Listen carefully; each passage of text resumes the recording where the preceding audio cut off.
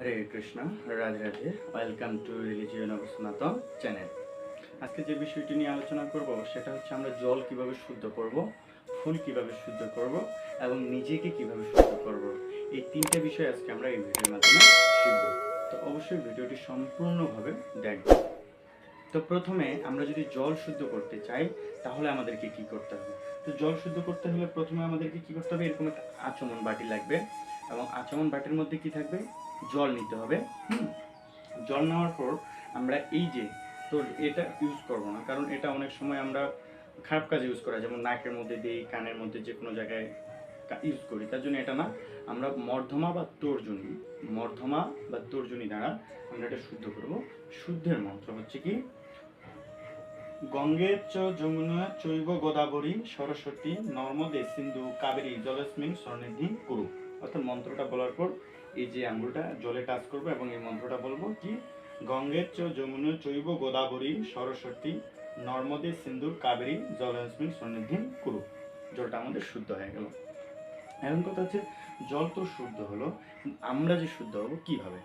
অর্থাৎ আমরা অনেক সময় দেখি যখন আমরা পুজোয় বসি বা কোনো শ্রাদ্ধ হচ্ছে বা যে কোনো বিষয়ে শুদ্ধতার জন্য ব্রাহ্মণরা যেটা বলে সেটাই আজকে আমরা কিভাবে করব বাসায় সেটা আমি দেখাচ্ছি।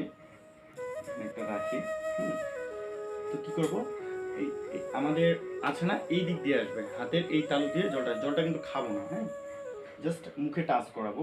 যেমন এভাবে নিলাম, প্রথমে নেওয়ার পর কি বলবো? ওম কেশবায় নমঃ। হ্যাঁ, তারপরে হাতটা আবার পরিষ্কার করব। তারপরে কি? ওম নারায়ণ নমঃ, আবার হাতটা পরিষ্কার করব। তারপর নিব ওম মাধবায় নমঃ। তারপর হাতটা পরিষ্কার করব। তারপরে কি বলবো? ওম শ্রী বিষ্ণু, ওম শ্রী বিষ্ণু, ওম শ্রী বিষ্ণু। তারপরে যে প্রণাম মন্ত্রটা রয়েছে সেটা বলতে হবে। সেটা কি? ওম তদবিষ্ণু পরমং পদং সদা প্রশান্তি সূর্য দিবীব চক্ষুরা ততম। এটা বলে একটু প্রণাম করলে আমরা শুদ্ধ হয়ে গেলাম। জল শুদ্ধ করলাম, নিজে শুদ্ধ হলাম। এবং পুষ্প অর্থাৎ ফুল কিভাবে শুদ্ধ করব? আমরা ফুল ছেঁড়ার পর এটা কখনো ধৌত করবো না, মানে জল দিয়ে ধুবো না। কারণ কি? জল দিয়ে যদি গাছ থেকে ছেঁড়ার পর জল দিয়ে যদি ধুই, তাহলে ধৌত করি, তাহলে হচ্ছে এটা কি হয়ে যাবে? আমাদের ঘ্রাণটা চলে যাবে, তখন তো আর ওই স্যান্ডটা থাকবে না। তো তার জন্য ধুবো না। এইভাবে একটা বাটিতে রাখলাম, বাটিতে রাখার পর এই যে ফুলটা ভগবানকে অর্পণ করবো, তার জন্য শুদ্ধ করতে হবে। শুদ্ধের মন্ত্র কি আমি বলতেছি?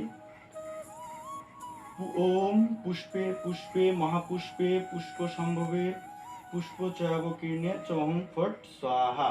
তাহলে কি বলতেছি? ওম পুষ্পে পুষ্পে মহাপুষ্পে সুপুষ্পে পুষ্প সম্ভবে পুষ্প চয়াবকীর্ণে চহং ফট স্বাহা। অর্থাৎ এইভাবে আমরা ফুল শুদ্ধ করব।